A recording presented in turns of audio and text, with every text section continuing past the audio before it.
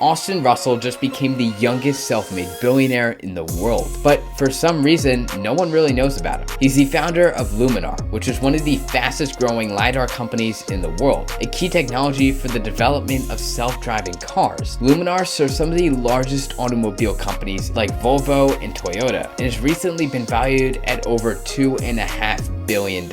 But behind the massive success of this company is the incredible story of a teenager who wanted to make an impact on the world for the better. Austin was born in 1995 in Newport Beach, California, and starting at a young age, Austin had a deep curiosity for learning the whys and the whats about the world around him. At just the age of 2 years old, he had already memorized the periodic table, something most of us, including myself being 17, is something we've never done. Yet it doesn't stop there. Austin's continuous drive to challenge himself to new levels, regardless of how impossible people thought it was, gave him a massive competitive advantage, not only for his childhood, but also when he later started his own business. At just the age of 15 years old, he applied for his first patent, and just 2 years later, when Austin was 17, he founded Luminar Technologies as one of the youngest founders in the world, going up against industry experts, founders, and engineers, all with decades of experience. At the time, and even now, for there to be self-driving cars to be able to exist,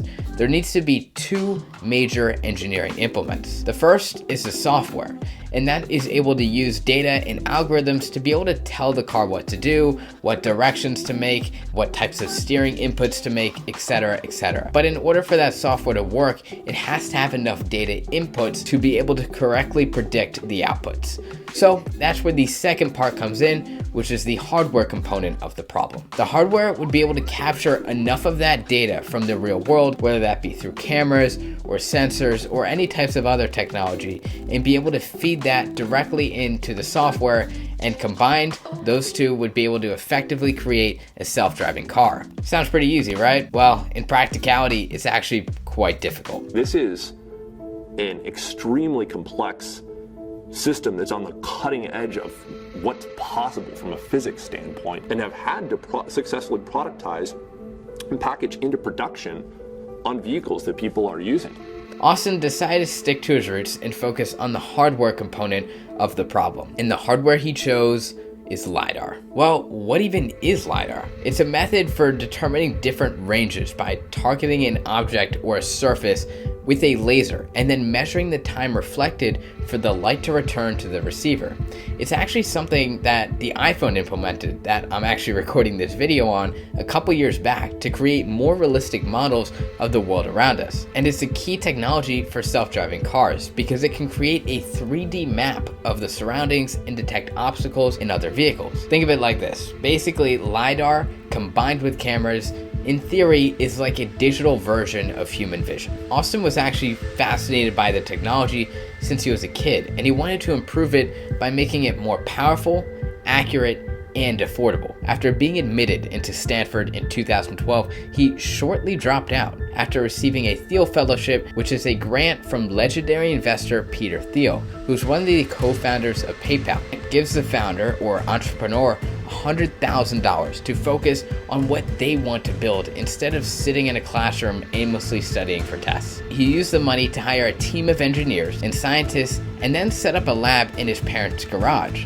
There, he worked on developing his own LiDAR system from scratch. He used his own patented design and made custom-made components. He called this system Luminar, which he said was inspired by the word luminary, meaning a person who inspires or influences others. Now, Luminar's LiDAR system is actually a huge revolution for the technology. It uses a single laser beam that could scan 120 degrees horizontally and 30 degrees vertically, covering a wider field of view than most of its competitors. It also used a much longer wavelength, 1550 nanometers, which can penetrate much better through fog, rain, snow, dust, etc. And it's way better than the shorter wavelengths of the 905 nanometers used by most of the other LiDAR systems. Now that's combined with its higher resolution and range, which is able to detect objects up to 250 meters away and distinguish it from objects as small as 10 centimeters. His vision was to create Luminar's LiDAR system,